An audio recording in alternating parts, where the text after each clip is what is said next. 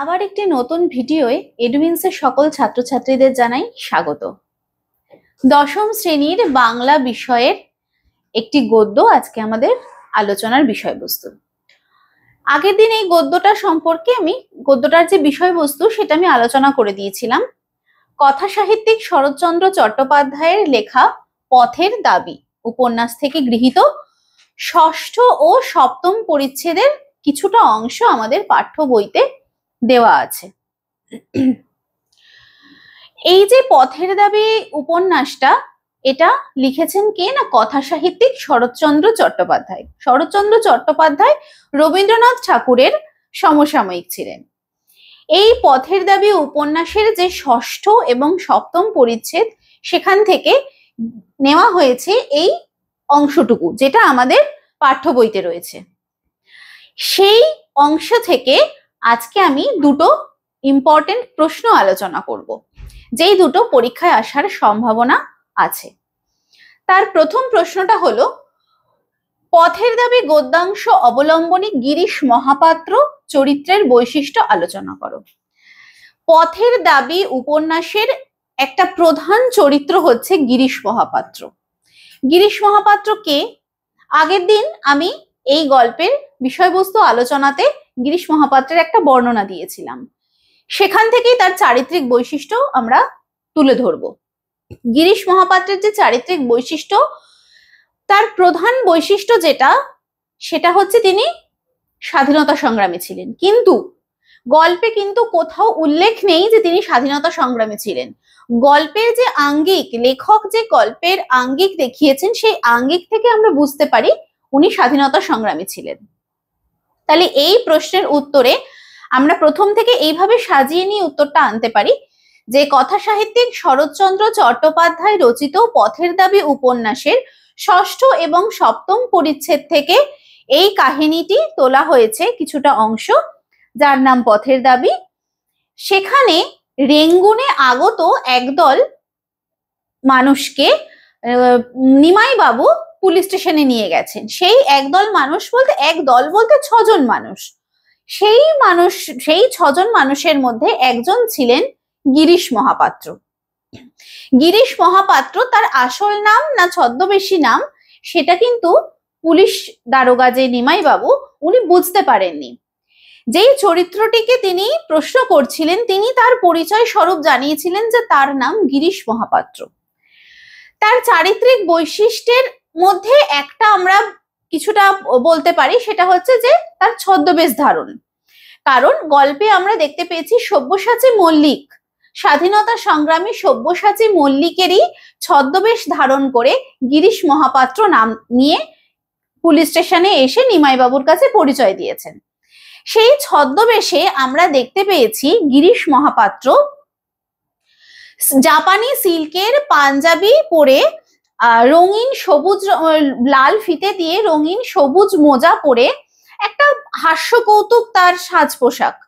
সেই সাজ পোশাকের মধ্যে কখনোই কোনো স্বাভাবিকতার লক্ষণ নেই। তার গোটা সাজ পোশাকটাই একটা অন্য ধরনের। হাতে রংবাহারি ছড়ি, তার পরনে হচ্ছে পাঞ্জাবি, জাপানি সিল্কের পাঞ্জাবি, মখমলি ধুতি, এই ধরনের তার সাজ পোশাক। পায়ে সবুজ রঙের অদ্ভুত ভাবে মোজা পরেছেন, যেটা কিনা আবার পায়ের ওপরে লাল ফিতে দিয়ে বাঁধা। পকেটে একটা রুমাল রেখেছে, সেই রুমালে আঁকা রয়েছে একটা বাঘের ছবি। এরকম পোশাক আশাক তো আমরা সাধারণ মানুষরা পরি না, না? আরেকটা যেটা প্রচন্ড খুবই যেটা মানুষের দৃষ্টি আকর্ষণ করেছে, সেই পুলিশ স্টেশনে যারা ছিল তাদেরও এবং আমাদের পাঠক পাঠিকাদেরও যেটা দৃষ্টি আকর্ষণ করেছে, সেটা হচ্ছে তার মাথায় অদ্ভুত একটা উগ্র লেবু তেলের গন্ধ। মাথায় সে লেবু তেল ব্যবহার করে এসেছিল। এই সমস্ত কিছু তার বেশভূষার, তার হাস্যকর কথাবার্তা, সবকিছুর মধ্যে দিয়ে কখনোই কিন্তু সব্যসাচী মল্লিক যে একজন স্বাধীনতা সংগ্রামী ওরফে ছদ্মবেশ ধারণকারী গিরিশ মহাপাত্র, তার আসল পরিচয়টা কিন্তু নিমাইবাবু ধরতে পারেননি। তাহলে এই জায়গা থেকে আমরা গিরিশ মহাপাত্রের একটা চারিত্রিক প্রধান বৈশিষ্ট্য দেখতে পাই, যে তিনি যে স্বাধীনতা সংগ্রামী, আর স্বাধীনতা সংগ্রামী হিসেবে যে অত্যন্ত বুদ্ধিমান মানুষ, এটা আমরা বুঝতে পারি। এমন পাকাপোক্ত ভাবে একটা ছদ্মবেশ তিনি ধারণ করেছিলেন, যেটা কোনো মতেই পুলিশ স্টেশনে পুলিশ দারোগা নিমাই বাবুর পক্ষে সেটা ধরা সম্ভব হয়নি। কিন্তু যেটা হচ্ছে নিমাই বাবু অলক্ষ্যে চলে গেছিল, সেটা হচ্ছে গিরিশ মহাপাত্রের যে চোখের দৃষ্টি তা ছিল অত্যন্ত দৃঢ়, তা ছিল অত্যন্ত ব্যক্তিত্বপূর্ণ, যা স্বভাব সিদ্ধ বশত স্বাধীনতা সংগ্রামীদের হওয়া উচিত। একজন স্বাধীনতা সংগ্রামী হিসেবে একজন ব্যক্তিত্বের যেই ব্যক্তিত্বটা থাকা উচিত সেটা হচ্ছে তার চোখের মধ্যে তার চারিত্রিক দৃঢ়তা। কিন্তু তার ওই সহজ সরল হাস্য কৌতুকময় বেশভূষার মাধ্যম দিয়ে সেটা সে আড়াল করতে পেরেছিল নিমাই বাবুর চোখ থেকে। এবং তার এই বেশভূষার সঙ্গে তার আরো একটা জিনিস ছিল লক্ষণীয়, যেটা হচ্ছে পুলিশ দারোগা যে নিমাই বাবু ওনার কাছ থেকে অর্থাৎ গিরিশ মহাপাত্রের কাছ থেকে একটা গাঁজার কোলকে উদ্ধার করেছিল। সেই দেখে নিমাই বাবু কিন্তু জিজ্ঞাসা করেছিল যে উনি গাঁজা খান কিনা। সেই উত্তরে উনি বলেছিলেন যে তিনি গাঁজা খান না, কিন্তু তার কাছে রাখেন যদি বন্ধু বান্ধব কাউকে কখনো বানিয়ে দিতে হয় সেই হিসাবে। এইটি অত্যন্ত একটি হাসির উদ্রেক করে পুলিশ স্টেশনে। এই সব কিছুর মধ্যে দিয়ে গিরিশ মহাপাত্র যে সব্যসাচী মল্লিক ছদ্মবেশ ধারণ করে রয়েছে তা কোনো মতেই নিমাই বাবু বুঝতে পারেন না।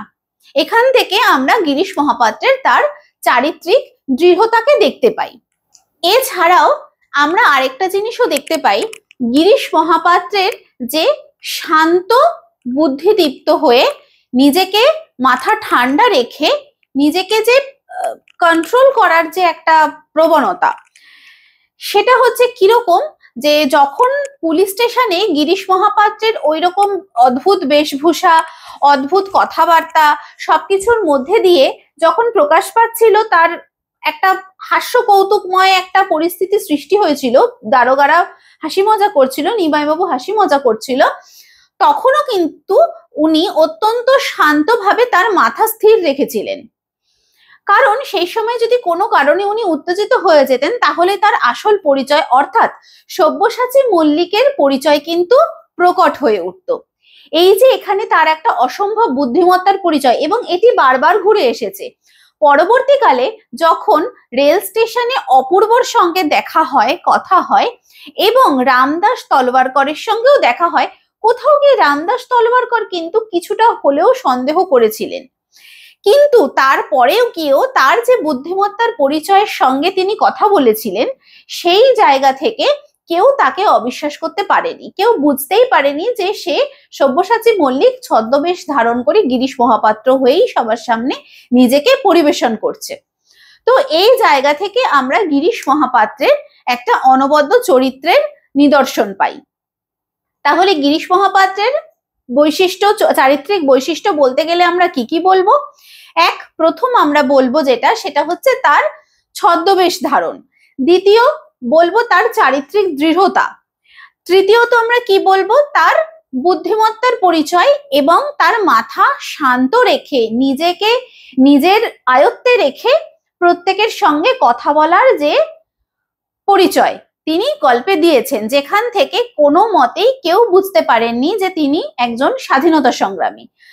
তার যে চারিত্রিক বৈশিষ্ট্য, এখান থেকেই তার স্বাধীনতা সংগ্রামীর যে মনোভাব এবং দেশপ্রেম, তার স্বদেশ প্রীতি আমরা দেখতে পাই। এই হলো গিরিশ মহাপাত্রের চারিত্রিক বৈশিষ্ট্যের একটা ছোট করে আলোচনা। আচ্ছা, এবার আমরা আসব দ্বিতীয় প্রশ্ন, সেটা হচ্ছে অপূর্ব সম্পর্কে কি ধারণা। এতক্ষণ আমরা জানলাম পথের দাবি উপন্যাসের একটা প্রধান চরিত্র গিরিশ মহাপাত্রের চারিত্রিক বৈশিষ্ট্য। এবার আমরা জানবো হচ্ছে আরেকটা অন্যতম চরিত্র, যেটা কিনা অপূর্ব। আমরা সবাই জানি পথের দাবি এই গল্পে অপূর্ব আরেকজন অন্যতম চরিত্র, যে কিনা ভদ্র শিক্ষিত বাঙালি ব্রাহ্মণ বংশের সন্তান, যার বাবা কিছুটা ইউরোপীয় কালচারের সঙ্গে ছিল, তার পরিচয় ছিল, কিন্তু অপূর্ব ছিল সম্পূর্ণরূপে মনে প্রাণে বাঙালি একজন মানুষ। তিনি রেঙ্গুনে এসেছিলেন চাকরি সূত্রে। রেঙ্গুনে চাকরি সূত্রে আসার পর তিনি যেই বাড়িটিতে থাকতেন সেই বাড়িতে থাকাকালীন তার অবর্তমানে তার ঘরে চুরি হয়ে যায়। সেই চুরির খবর কে দেয় না, তার ওপরের ঘরে থাকতো একজন খ্রিস্টান পরিবার। সেই খ্রিস্টান পরিবারে এক বাবা আর মেয়ে থাকতো, মিস্টার জোসেফ এবং তার মেয়ে ভারতী জোসেফ। সেই ভারতী জোসেফ অপূর্বকে তার ঘরে চুরি হয়ে যাওয়ার সমস্ত ফর্দের তালিকা দেয়। সেই গোটা চুরির ঘটনাটা অপূর্ব কমপ্লেন করতে অথবা জানাতে যান পুলিশ স্টেশনে।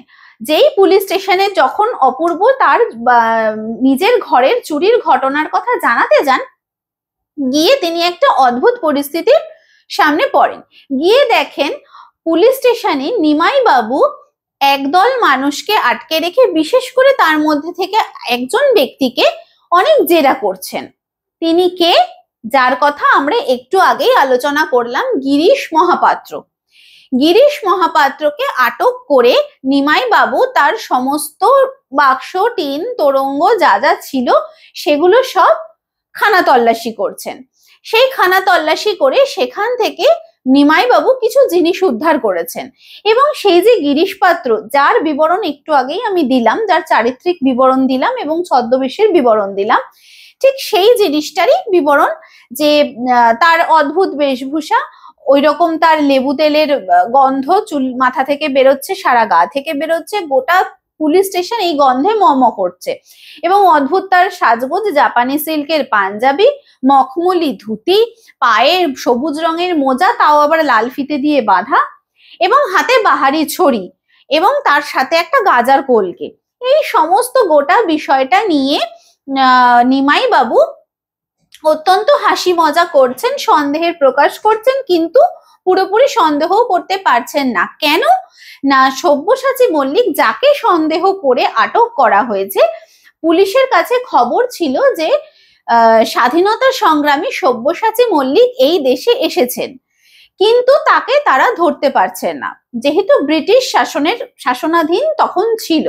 কেনই বা স্বাধীনতা সংগ্রামী সব্যসাচী মল্লিককে তারা ধরতে যাবে? এখানে একটা প্রশ্ন, যে সেই সময় আমাদের ভারতবর্ষ ব্রিটিশ শাসনাধীন ছিল, সেই কারণেই সব্যসাচী মল্লিককে ধরার জন্য তারা তাকে খুঁজছিল। অথচ সব্যসাচী মল্লিক তো এইরকম অদ্ভুত ছদ্মবেশ ধারণ করে গিরিশ মহাপাত্র রূপে পুলিশ স্টেশনে এসেই উপস্থিত, কিন্তু তাকে কেউ চিনতে পারেনি। কেউ বলতে এখানে কিন্তু নিমাই বাবু এবং পুলিশের বাকি কর্তাদের বলা হয়েছে, বাকি সেই পুলিশ স্টেশনে যারা উপস্থিত ছিলেন তাদেরকে বলা হয়েছে। কিন্তু অপূর্ব এত কিছুর মধ্যেও, এত ঘটনার মাঝেও কিন্তু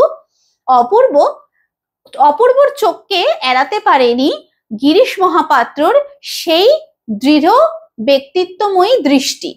সেই যে ব্যক্তিত্বময় দৃষ্টি, সেই ব্যক্তিত্বময় দৃষ্টির যে কিভাবে বলবো, সেটা হচ্ছে যে তোমাদের একজন স্বাধীনতা সংগ্রামী মানে সে অত্যন্ত মানসিকভাবে অত্যন্ত শক্ত, এবং তার অদম্য জেদ, দেশপ্রেম, তার দেশের প্রতি অগাধ ভালোবাসা, অগাধ শ্রদ্ধা, দেশকে পরাধীনতার হাত থেকে রক্ষা করা, এবং ব্রিটিশদের ওপর তাদের যে রাগ, এই সবটা মিলিয়ে তার যে তীক্ষ্ণ বুদ্ধিদীপ্ত দৃষ্টি, এই চোখকে কিন্তু অপূর্ব অলক্ষ্য করতে পারেনি।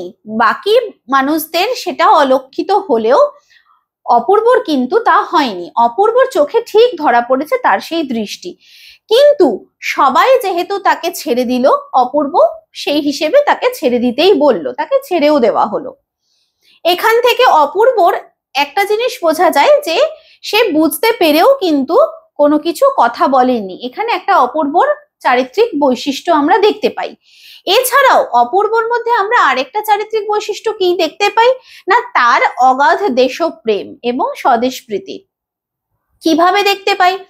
কারণ অপূর্ব বারবার কখনো না কখনো গল্পে আমরা দেখতে পেয়েছি যে ব্রিটিশ পুলিশদের কাছ থেকে, ফিরিঙ্গি পুলিশদের কাছ থেকে, ফিরিঙ্গি ছেলেদের হাত থেকে বারবার সে অপমানিত হচ্ছিল, কোনো না কোনো ভাবে অপমানিত হচ্ছিল। সেটা রেল স্টেশনে, কখনো ট্রেনে, মাঝরাত্রিরে। তাকে বারবার ভামো যাওয়ার পথে, অপূর্ব যখন অফিসের কাজে ভামো যাত্রা করেছিল, তখন কিন্তু অপূর্বকে মাঝরাত্রিরে প্রায় 2-3 বার করে এই ব্রিটিশ পুলিশরা ডেকে ঘুম ভাঙিয়ে বিভিন্ন রকম ভাবে তার পরিচয় জানার চেষ্টা করছিল।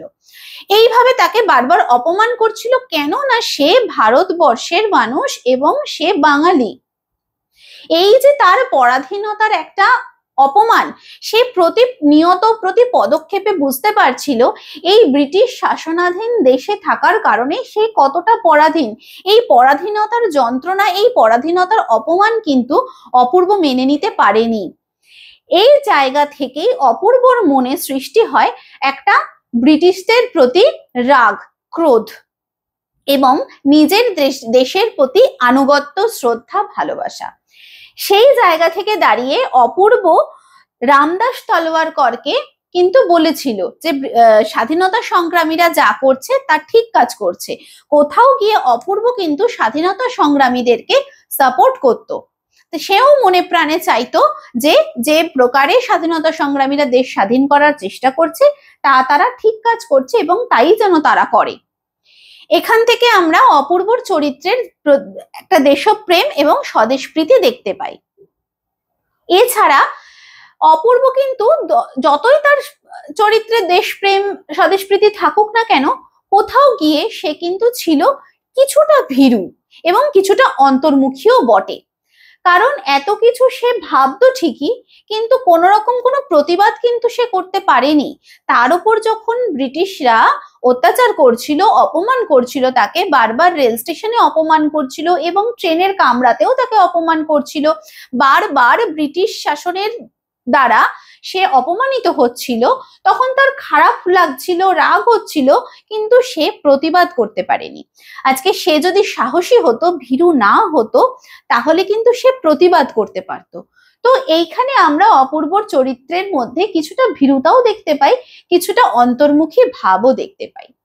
তাহলে এই যে গল্প পথের দাবির যে এই প্রধান দুটো প্রশ্ন, যেটা আমি তোমাদের বললাম যে অপূর্বর চরিত্র এবং গিরিশ মহাপাত্রের চরিত্র, এই দুটো চারিত্রিক, এই দুজন মানুষের, দুজন প্রধান ক্যারেক্টারের চারিত্রিক বৈশিষ্ট্য আজকে আমি এই ভিডিওতে আলোচনা করলাম।